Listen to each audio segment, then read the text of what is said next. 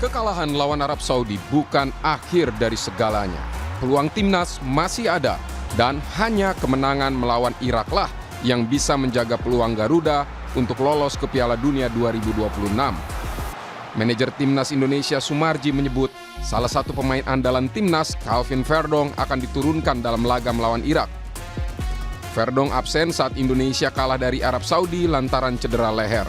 Selain Verdong, juru gedor timnas Ole Romani juga disebut kondisinya membaik dan siap dimainkan sejak babak pertama lawan Irak.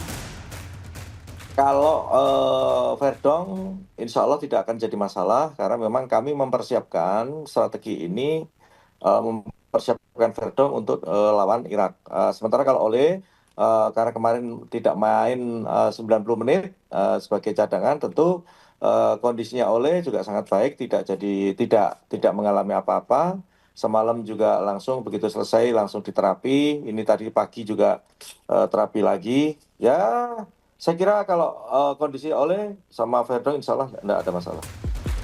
Analis sepak bola Wesley Hutagalung mengingatkan saat laga melawan Irak, Kluivert jangan salah pilih formasi dan salah menempatkan pemain. Menurutnya pertandingan lawan Saudi jadi bukti banyak penempatan pemain yang kurang tepat. Menurut saya kerangka tim dikembalikan, tapi kalau mencoba-coba lagi, resikonya Irak itu mainnya akan juga direct dan crossing dan pasti juga akan menekan seperti kemarin itu. Jadi kalau kita salah pilih formasi, salah pilih orang di tempat yang salah, ya akan berat untuk keluar dari tekanan. Saya adalah itu pemilihan kerangka tim, starting line-up-nya siapa dan orang yang tepat. Karena yang membedakan pelatih itu, Mbak Cynthia, adalah keputusan dan feeling instingnya. Ketika dia mengambil keputusan, dia harus memakai insting dia. Cocok nggak nih Yakub Sayuri yang nggak pernah jadi back di klubnya ditaruh di back untuk lawan tim nasional di pertandingan penting. Cocok nggak nih Mark Klok yang beradu tempat dengan Joe Pelopessi. Ada beberapa skenario untuk timnas bisa lolos. Menang melawan Irak dengan selisih gol yang signifikan wajib dicapai untuk menjaga harapan. Sementara di laga lain, Irak harus menang melawan Arab Saudi. Jika skenario itu berjalan dengan koleksi poin yang sama, skuad asuhan Patrick Kluivert bisa lolos ke Piala Dunia 2026. Apapun hasilnya, perjuangan belum usai. Jika gagal memuncaki klasmen, kemenangan atas Irak setidaknya akan memastikan timnas Indonesia melaju ke kualifikasi putaran kelima, menjaga asa untuk tetap berada di jalur Piala Dunia 2026. Tim Liputan, Kompas TV. Peluang timnas masih ada, saudara, dan hanya kemenangan melawan Irak yang bisa menjaga peluang Garuda untuk lolos ke Piala Dunia 2026. Lalu seperti apa kira-kira strategi yang akan dipakai Patrick Kluivert dalam laga hidup mati melawan Irak? Kita membahasnya bersama dengan analis sepak bola, Bung M. Kusnaini telah bergabung bersama kami di Kompas Petang. Selamat petang, Bung Gus. Selamat petang, Yasir. Ini okelah kita lupakan kekalahan melawan Arab Saudi, tapi ada kabar, bisa dikatakan kabar gembira nih, karena ketika lawan Irak nanti akan ada Verdong dan juga Ole Romani yang akan ditampilkan. Menurut Anda, strategi yang digunakan oleh Patrick Kluivert untuk menempatkan dua pemain ini seperti apa? Iya, ada dua opsi sebetulnya ya. Yang pertama, Kluivert tetap mempertahankan formasi 4-2-3-1 karena memang ini sudah diuji coba pada bulan September ya. September itu kan dalam 2 kali pertandingan friendly internasional, Kluivert bermain dengan formasi 4-2-3-1. Makanya di pertandingan bulan Oktober dia berani main itu. Dan ternyata memang hasilnya kurang memuaskan memang. Tapi kalau dia mau meneruskan formasi 4-2-3-1, maka Calvin Verdong harus main di posisi bek kiri. Karena kemarin posisi bek kiri kita itu cukup banyak mengalami tekanan ketika ditekan oleh pemain-pemain depan Arab Saudi. Beberapa momen di mana terjadi gol ke gawang kita, itu juga terjadi serangan ke gawang kita, itu juga akibat sektor bek kiri kita dieksploitasi. Nah, Verdong ini sangat kuat bertahannya ya. Dan saya yakin meskipun dia sempat mengalami cedera otot paha ya, bukan cedera leher, dia cedera otot paha, itu saya kira untuk pertandingan lawan Irak dia akan sangat siap. Yang kedua, saya pikir kalau misalnya Ole Romani bisa betul-betul sembuh, tidak ada masalah, harus dimainkan. Karena kemarin kita sudah melihat ketika Ole Romani main, serangan kita tuh lebih punya arah, serangan kita tuh lebih punya target di depan. Ketika main Ragnar di posisinya Ole, Ragnar sepertinya belum terlalu siap. Apalagi level kebugarannya, kecepatannya saya lihat belum kembali ya, belum pulih. Sehingga di depan kita sangat kesulitan membongkar pertahanan lawan.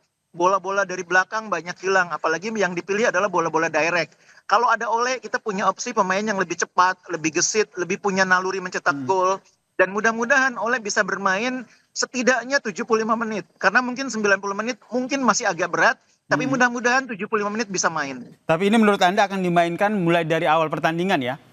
Ya, kalau melihat kemarin cara dia main, cara dia menahan bola, cara dia berduel, kelihatannya sudah bisa main sejak awal ya. Mungkin Oke. kemarin dokter tim baru merekomendasikan main babak kedua ya, sehingga pelatih juga tidak bisa mengelak. Kali ini kalau melihat pertandingan kemarin, mungkin dokter tim juga akan merekomendasikan untuk boleh main sejak awal. Mudah-mudahan seperti itu.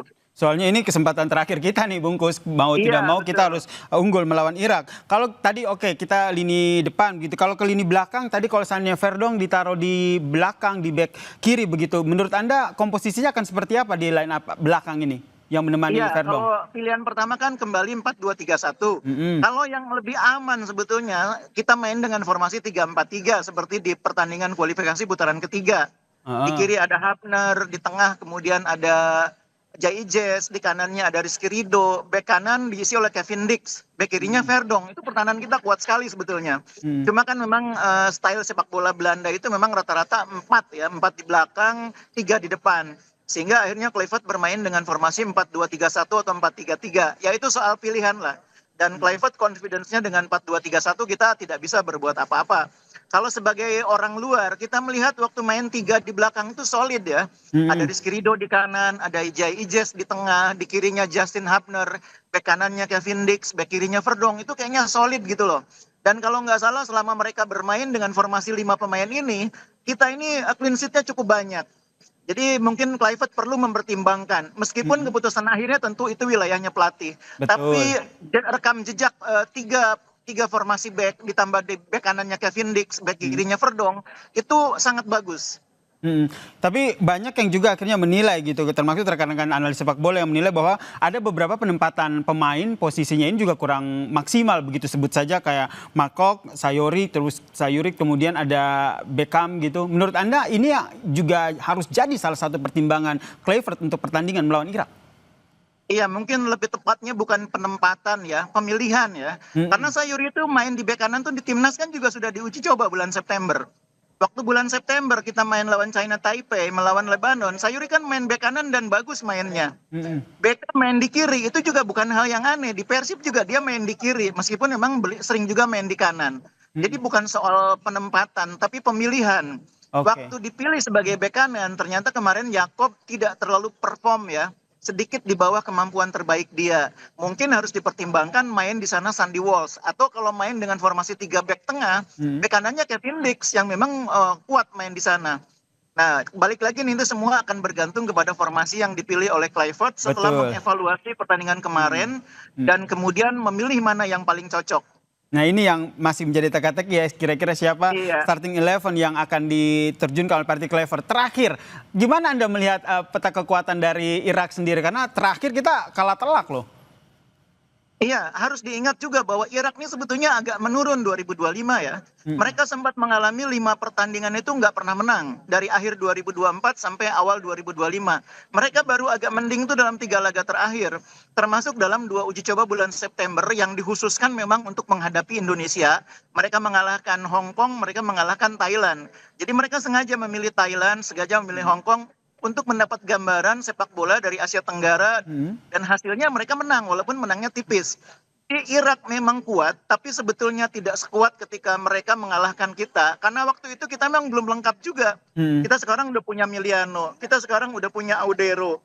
Di tengah juga kita sudah punya Joy Pulpesi dan ada Tom Haye juga. Jadi memang kita sebetulnya dibanding pertemuan terakhir lawan Irak 2 kali di mana kita kalah, sekarang lebih lengkap materi pemainnya. Oke. Makanya kita perlu optimis, walaupun memang kemarin kita kalah, perlu memelihara harapan, memelihara keyakinan bahwa kita masih bisa lolos. Sepakat ya, memelihara optimisme untuk menang melawan Iya. Irak. Tapi kalau menurut Anda dari pertandingan sebelumnya dan melihat bagaimana kekuatan Irak, siapa saja nih pemain-pemain yang perlu evaluasi pada pertandingan melawan Irak nanti?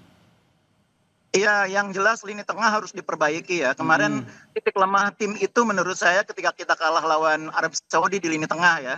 Itu kita betul-betul lini tengah tidak bisa menjadi filter yang bisa membantu pertahanan. kalau misalnya bisa bermain dengan komposisi yang berbeda, saya pikir mungkin Joey Plupesi itu dicoba diduetkan dengan Nathan yang karakternya sama-sama petarung. Nggak sama Mark Locke ya? Atau mungkin kalau tidak dengan Nathan bisa juga dicoba dengan Tom Haye. Oke, ini yang masih kita bahas, tentu saja nanti starting 11-nya menjadi keputusan mutlak dari Patrick Kluivert. Harapan kita bersama ya, timnas Indonesia bisa menang melawan Irak. Terima kasih Bungkus telah berbagi perspektifnya di Kompas Petang. Salam sehat Bungkus. Terima kasih.